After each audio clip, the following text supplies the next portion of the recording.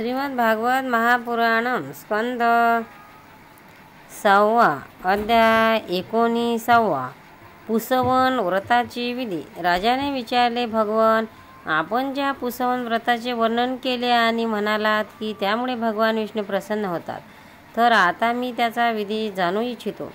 श्री शुक म्हणाले, हे पुसवन व्रत सर्व कामना पूर्ण करणारे आहे। ची आज्ञा घेऊन मार्गशीर्ष शुद्ध प्रतिपदेपासून याचा आरंभ करावा। प्रथम मरुदनाच्या जन्माची कथा ऐकून ब्राह्मणाची आज्ञा घ्यावी। नंतर सकाळी दात घासून स्नान करावे, 2 शुभ्र वस्त्र धारण करावीत आणि अलंकारही घालावीत। प्राप्तकाळी आणि खाण्याच्या अगोदर भगवान लक्ष्मीनारायणाची पूजा करावी। प्रभू, आपण पूर्णकाम आहात, म्हणून निरपेक्ष आहात। आपण सर्व विभूतीचे स्वामी आणि सकल सिद्धी स्वरूप आहात। मी आपणास वारंवार नमस्कार करते। हे आराध्य देवते, आपण कृपा, विभूती, तेज, महिमा आणि वीर्य इत्यादी समस्त गुणांनी नियुक्त आहात, म्हणून आपणास भगवान म्हणतात। आपण सर्वशक्तिमान आहात। माते लक्ष्मी देवी, आपण भगवंताची अर्धांगिनी आणि महामाया स्वरूपिणी आहात। भगवंताचे सर्व गुण आपल्या ठिकाणी निवास करतात। हे महाभाग्यवती जगन्माते, आपण माझ्या प्रसन्न व्हावे, मी आपणास नमस्कार करते। श्री परीक्षिता, अशा प्रकारे स्तुती करून एकाग्र चित्ताने महानुभाव समस्त महाविभूतीचे स्वामी भगवान पुरुषोत्तमांना आणि त्याच्या महाविभूतींना मी नमस्कार करते आणि त्यांना पूजा सामग्री समर्पण करते। या मंत्राने दररोज स्थिर चित्ताने श्री विष्णूंना आवाहन, अद्यपाद्य, आचमन, स्नान, वस्त्र, युद्धोपवीत, अलंकार, गंध, पुष्प, फुल, दीप आणि नैवेद्य इत्यादी अर्पण करून पूजन करावे। जो नैवेद्य शिल्लक राहिला त्याने महान ऐश्वर्याचे अधिपती भगवान पुरुषोत्तमांना उद्देशून मी आहुती देते। हा मंत्र म्हणून अग्नीमध्ये 12 आहुत्या द्याव्यात। जो सर्व प्रकारची संपत्ती मिळवू इच्छितो त्याने दररोज भक्तिभावाने भगवान लक्ष्मी नारायणाची पूजा करावी, कारण तीच दोघे जण सर्व इच्छा पूर्ण करणारे तसेच श्रेष्ठ वर देणारे आहेत। नंतर भक्तिपूर्वक मनाने भगवंतांना जमिनीवर साष्टांग नमस्कार घालावा। वरील मंत्राचा 10 वेळा जप करून नंतर या स्तोत्राचा पाठ करावा। हे लक्ष्मीनारायणा, आपण दोघेजण सर्व व्यापक आणि संपूर्ण जगाचे अंतिम कारण आहात। ही अव्यक्त प्रकृती आपली मायाशक्ती असून तिचे स्वरूप समजणे अत्यंत कठीण आहे। आपण या महामायेचे अधिश्वर आहात आणि आपणच स्वतः परमपुरुष आहात। आपणच सर्व यज्ञपुरुष असून यज्ञक्रिया आणि फळ भोगतेही आपणच आहात। ही देवी तिन्ही गुणांनी अभिव्यक्ती असून आपण त्यांना अव्यक्त करणारे व त्याचे भोगते आहात। आपण सर्व प्राण्यांचे आत्मा आहात आणि लक्ष्मी देवी शरीर, इंद्रिय आणि अंतःकरण आहात। लक्ष्मी देवी नाम व रूप आहेत आणि आपण नामरूप ह्या दोघींचीही प्रकाशन आणि आधार आहात।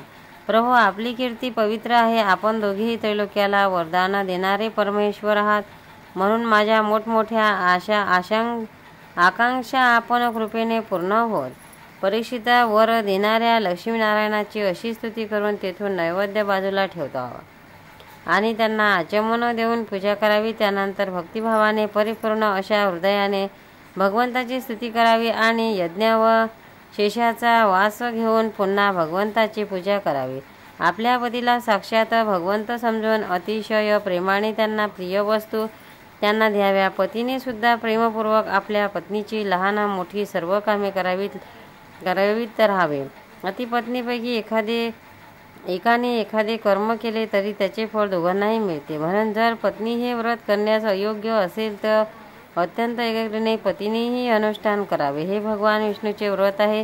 हे व्रत घेतल्यानंतर मध्ये सोडता कामा नये। जो हे व्रत घेईल त्याचे दररोज पुष्पमाळा, चंदन, नैवेद्य, अलंकार इत्यादींनी भक्तिपूर्वक ब्राह्मण आणि सुवासिनी स्त्रियाचे पूजन करावे।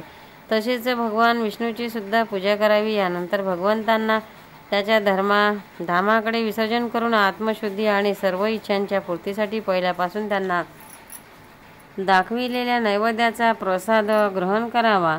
साध्वी स्त्रीने या विधीने 12 महिने संपूर्ण वर्षभर या व्रताचे आचरण करून कार्तिक अमावस्येला उद्यापन म्हणून उपवास, पूजन इत्यादी करावे। दुसऱ्या दिवशी प्राप्तकडे स्नान करून नेहमीप्रमाणे श्री विष्णूचे पूजन करावे आणि तिच्या पतीने पाकयज्ञाच्या विधीने तूप मिश्रित दुधात शिजवलेल्या भाताच्या 12 आहुती अग्नीमध्ये द्याव्यात। त्यानंतर ब्राह्मण जेव्हा प्रसन्न होऊन तिला आशीर्वाद देतील तेव्हा मोठ्या नम्रतेने मस्तक नमवून त्यांचा स्वीकार करावा आणि त्याची अनुमती घेऊन भोजन करावे.